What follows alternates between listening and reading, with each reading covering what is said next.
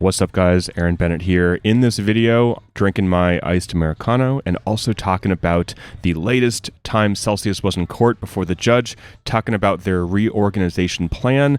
I'm going to summarize the Twitter spaces that David Adler and Simon Dixon was on, along with several others, and give you guys the scoop on what the heck happened, exclusivity, what their plan's going to be, regulators, and just everything that they talked about. So in a nutshell, essentially there will be a new company that will most likely be publicly traded. The account holders will be shareholders, but not every account holder will most likely be a shareholder. Again, I'll talk about that in a sec. And also this new company will be fully compliant with regulations, which is obviously a must. So now I'm just going to read through some notes of the recap with Simon and David Adler talking about what happened. So Kirkland and Ellis said that they don't think that the bidding process will give creditors the max amount of value.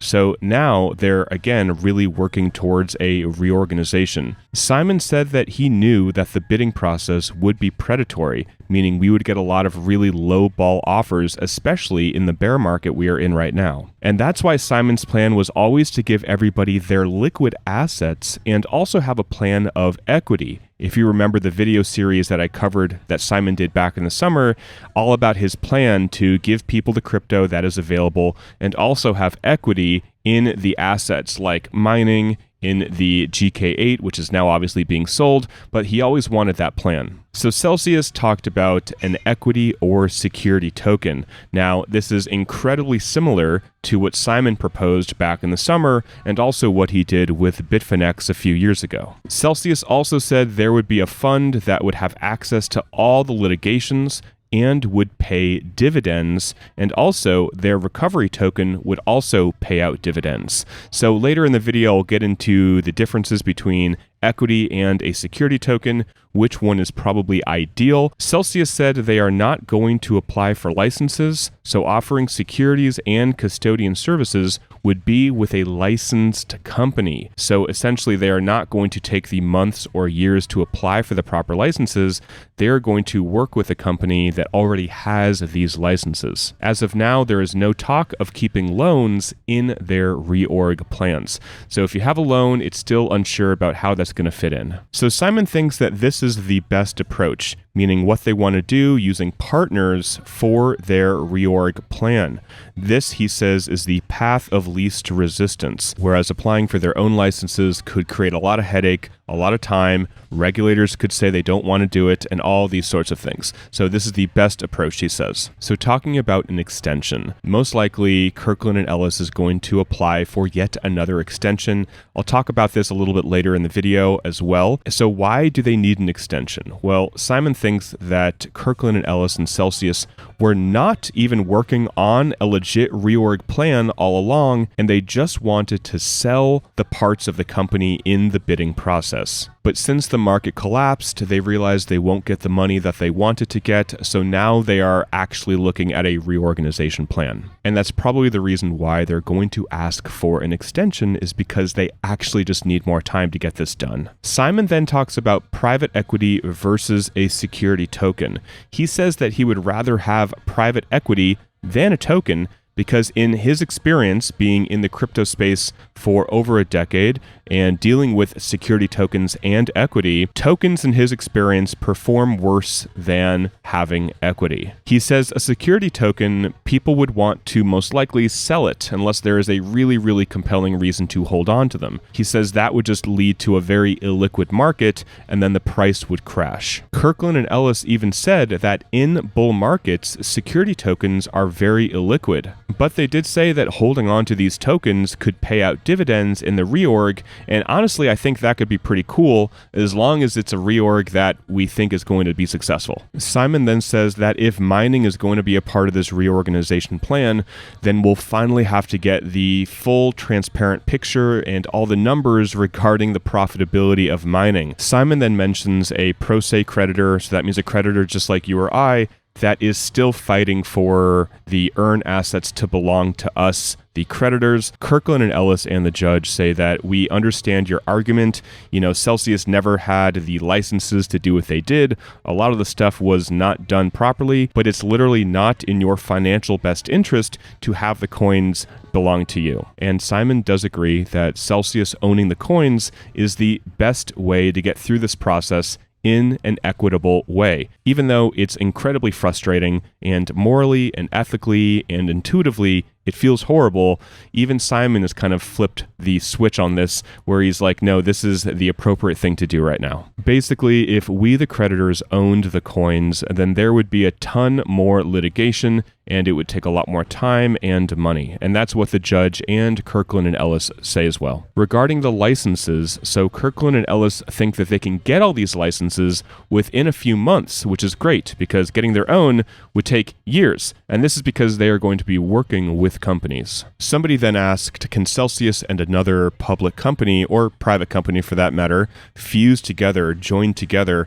And Simon does not think that's going to happen. That would essentially be the bidding process. I mean, looking at what Voyager and Binance are kind of doing, it's not actually a merging of companies, but it would be more in that line with the bidding process. And as of right now, again, we don't know what they really want to do with the mining, if they want to sell it, or they're going to give us, the creditors, equity. There's an update on the Examiner report. That should be out by Monday, so just a few days. So next, they talk about what's called a convenience class.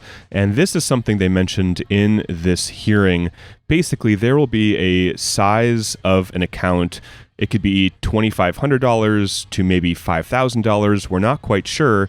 And they won't get an option for equity. Essentially, these are people that will get a higher percentage of their money back. And these are people that Celsius basically just wants to give most of their money back so they can leave. Celsius does not want 600,000 creditors to be equity shareholders in the new company. They actually just want to focus on high net worth people, which we'll talk about in just a second. They also say that people with a tiny amount of crypto inside of their account probably won't get that money back. Now, we're talking about crypto that is smaller than the amount of gas that it would take to send that crypto to somebody's private wallet. So if you have like $2 or $1, you're probably just going to be wiped out. And regarding high net worth individuals, Chris Ferraro did say that he wants to focus on high net worth people and also, again, limit the amount of people who get equity. So again, he does not want 600,000 creditors who have equity in a new co. There was an update regarding pure custody. Next week, there should be more information about that. They said they'll be holding back 6% for some of their inaccurate guesses. I don't really understand what that means, but essentially you'll get 94%. Pure custody is very, very small. Maybe a couple of you watching are in that category. Pure custody is when you have assets that never even touched earn, never touched borrow, just went directly into custody. So that's a very, very small amount. The $1.1 million that was sent into Celsius after they declared bankruptcy will also be returned to you guys. So talking about pure custody versus transfer custody, again, pure custody is funds that never touched earn or borrow. It went right into custody. Very, very small amount of people actually had funds in that account. Transfer custody is basically funds that was either collateral or you had it in your earn account and then it went into custody. So if the amount you transferred at the time of the transfer is less than $7,575 into transfer custody, that is crypto that you will be able to get out. And again, for pure custody, you'll get everything out minus a 6% haircut. So Kirkland and Ellis mentioned that a liquidation would have still been a 2-year or so process and would have actually been very, very expensive. They said in the hearing that that wouldn't actually have been the best decision. Obviously, we would have saved money on legal fees, but we're past that point now, but they said it still would have been very time-consuming and expensive. So David Adler and Simon Dixon are talking about what's called a litigation trust. Now, this could take, they said, 2 to 3 years to resolve, and this is how creditors will get payouts in the years to come. Now, this can be from litigations with like Jason Stone and Keyfi. This could be litigations against the management, like Alex Mashinsky. This could be any money they collect over the next couple years. Now, in Simon Dixon's plan, he mentioned the same thing. Basically, there would be a trust where any money that flowed back into the estate or back into the trust would be distributed to us, the creditors. So Celsius said in their reorg plan that they want to do something similar. So next, Simon said that he would much rather, right now, support a reorg plan from the UCC before a plan from Celsius.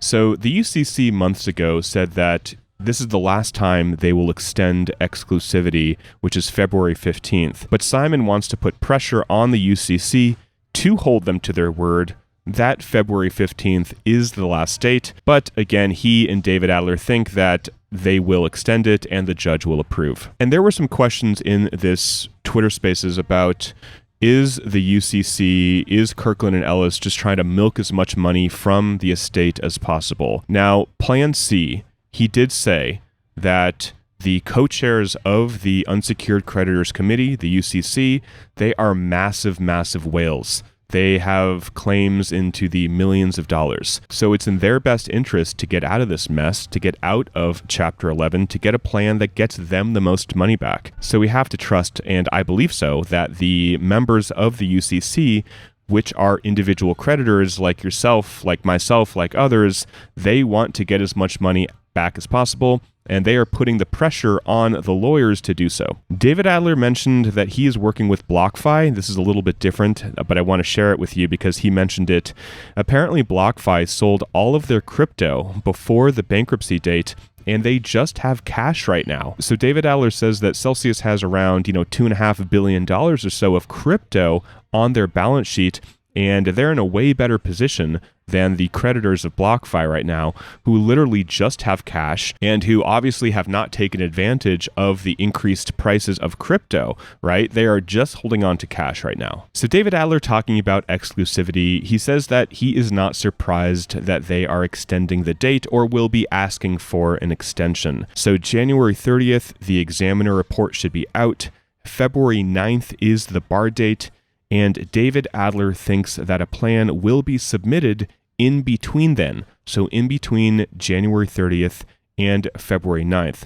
And this will be the justification for extending exclusivity. David Adler also does not necessarily think that a plan from Celsius or a plan from the UCC would be better than the other. He thinks they will probably be about the same. And talking a little bit more about this convenience class, this is that class of people that is probably going to be between $2,500 and $5,000. So David Adler says that they will pay those people a higher percent of their crypto so they cannot vote on a plan. So Celsius wants to basically get rid of a lot of people. I forgot the numbers he shared, but if you take out everybody who had less than $5,000 in their Celsius account, you wipe out a large percentage of creditors. So they want to do this. I think Celsius wants to do this because it will maybe save time if you don't have to get a vote from hundreds of thousands of people. So these smaller creditors will get a higher percentage back in exchange for not being able to vote, not getting equity, not getting a security token, and basically just saying, hey, peace out. And I think that's good. I think that's great.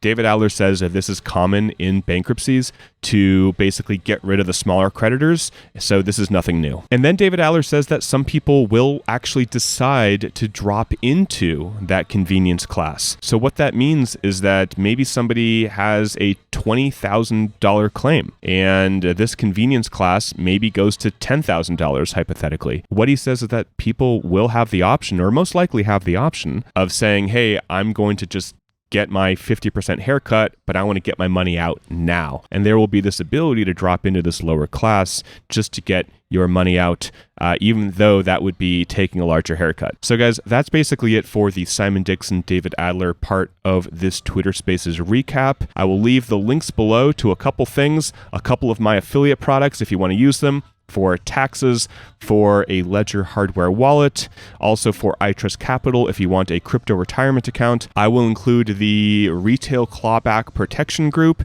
This is still a large concern, which is ridiculous, but if you are in that camp where you removed some crypto 90 days before the petitions, that would be like mid-April, you took some money out, they could ask you, basically legally force you to send that money back. So there is a Telegram group that I will include the link to below, and that's basically it. All right, guys, talk with you soon, and bye for now.